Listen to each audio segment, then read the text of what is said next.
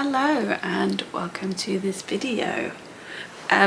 Yes, we're sat in front of the books, but no, we are not talking about books today.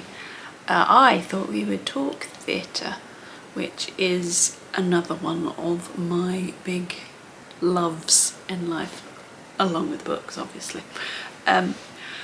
So I really enjoy going to the theatre. It's one of the things I look forward to most. I try and go to lots of shows in a year, musicals particularly, but I'm also partial to the odd play, but more musicals is my thing.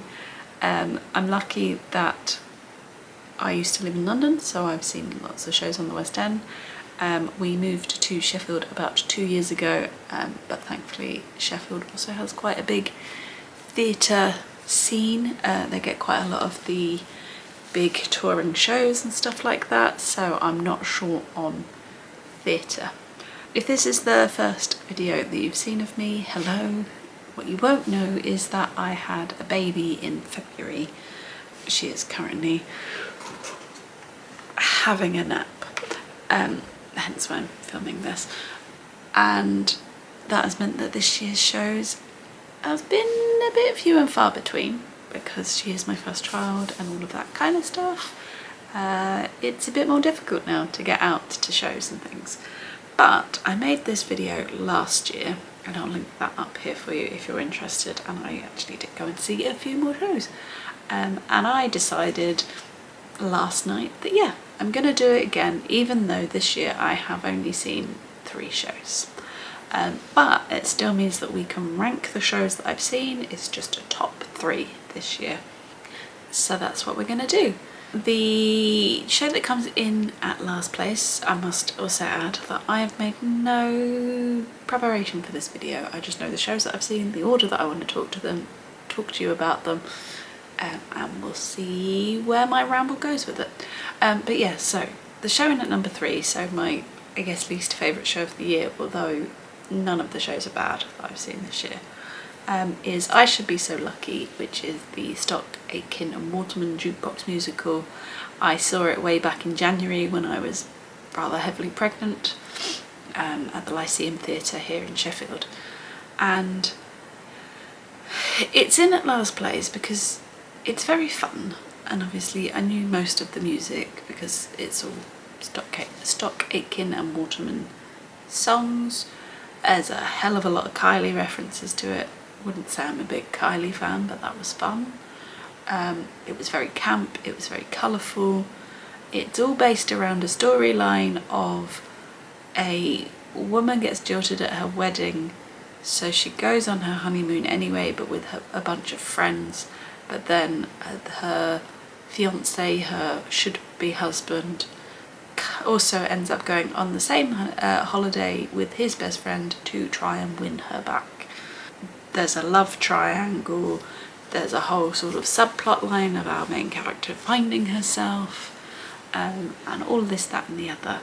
And yeah, it's colourful, it's camp, it's got some good upbeat songs, but it is also kind of forgettable.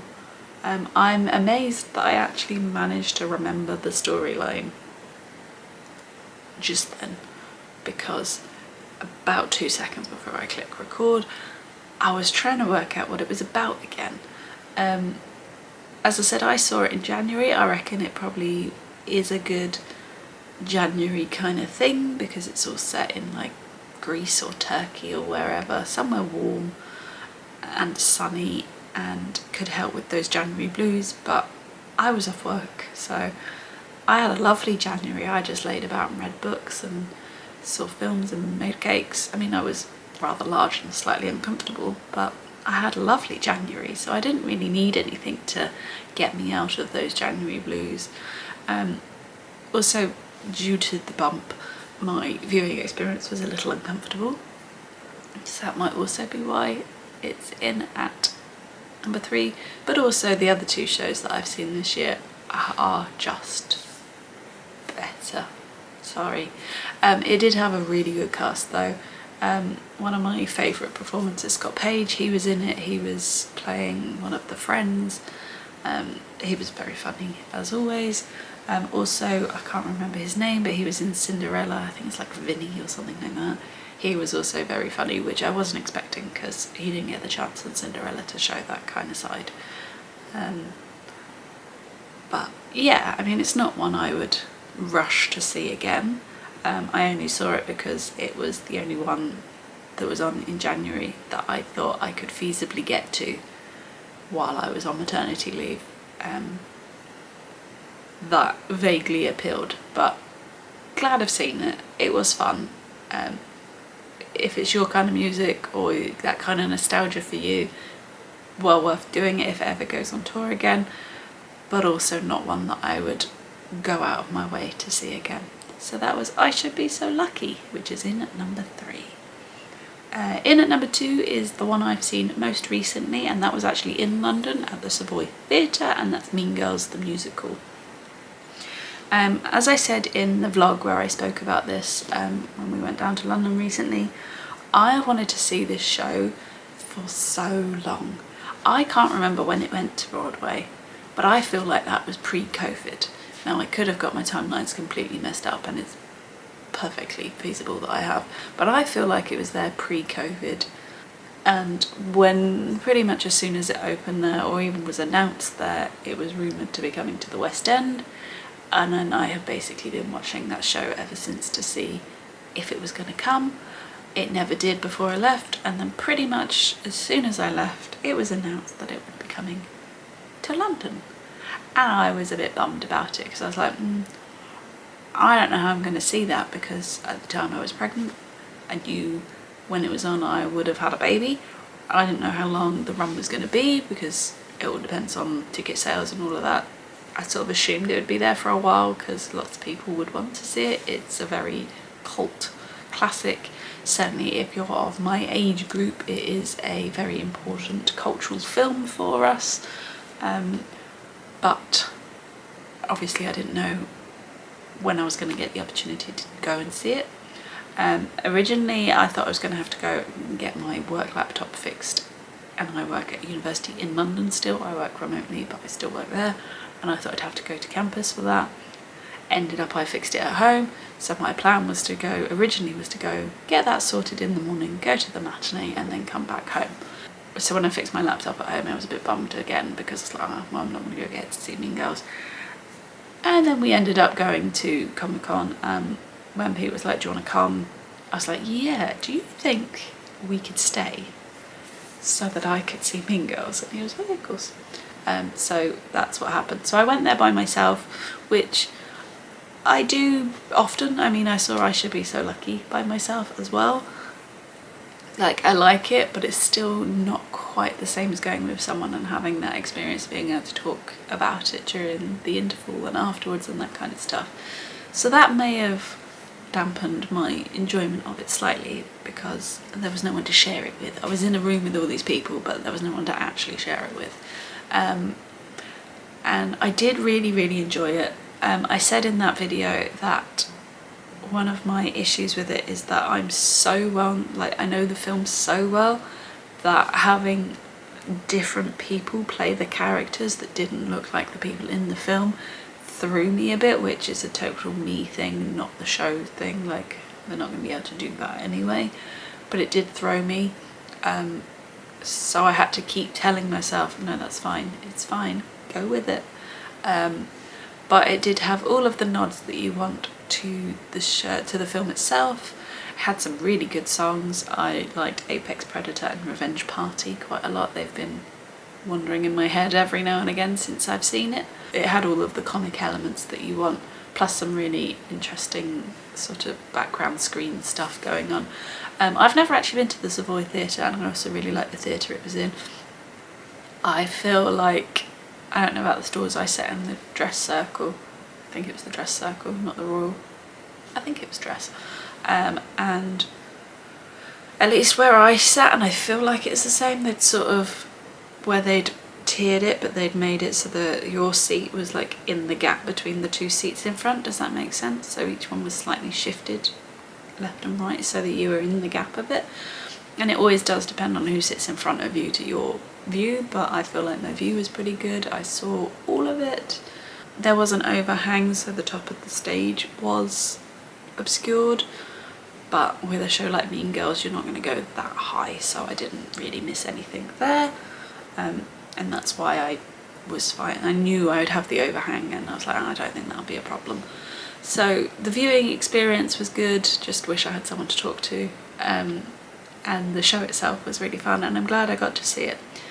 Yes, there are other shows in London that I would like to see that may have been better than Mean Girls, but because I've been waiting for so long for it, that's why I picked that one to go and see on my little jaunt when we were there. So yeah, that is in at number 2. So in at number 1, and my favourite show of this year, is actually something I have seen previously before I was vlogging and stuff like that, and that is Come From Away. So I went to see this in July I think, with my parents. So I'd bought them tickets for that for Christmas, so that they could come up and do it. And that was well in advance for Pete, so he knew that he was with Eloise. Obviously I haven't had the baby by then, but I was like, by July I'll probably be fine, I can go, because I had no idea what recovery and stuff like that would have been like.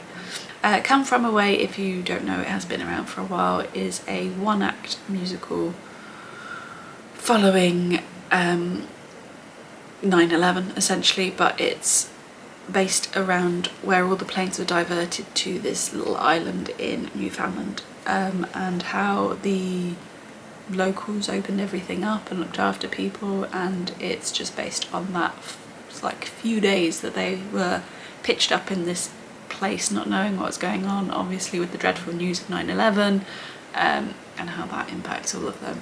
And I love this show. When me and my brother first saw it, ages and ages ago, I really enjoyed it then, and we came out and I said to him, I'm going to get tickets for Mum and Dad because I think they'll enjoy it too.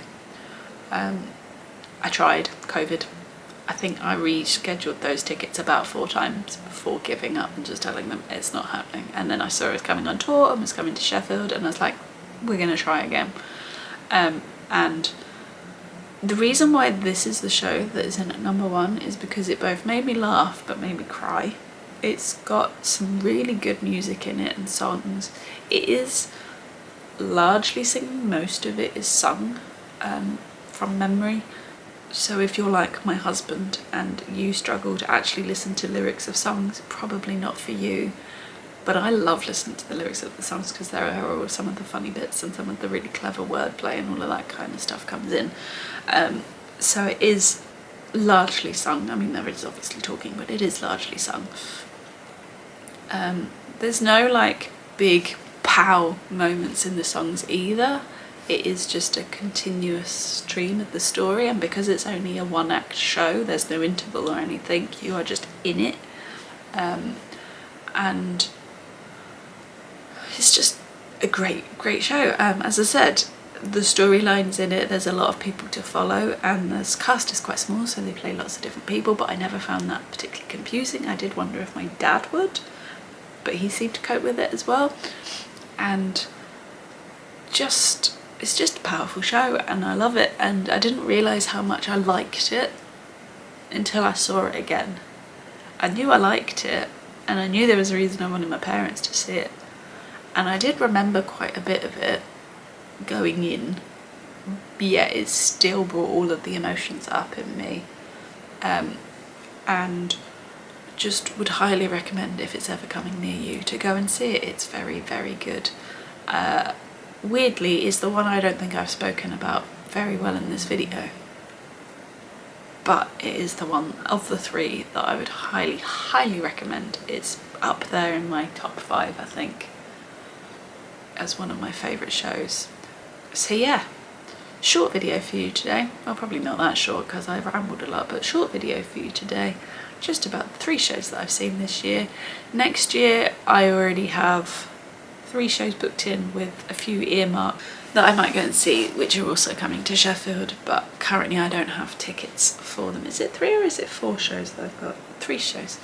So I'm very much looking forward to those. They're spread out quite nicely so far in the year, and looking forward to more of that. Please let me know in the comments below what your favourite show is, because I'm always on the hunt of ones to see. I mean, it does depend on whether they come into my local theatre largely.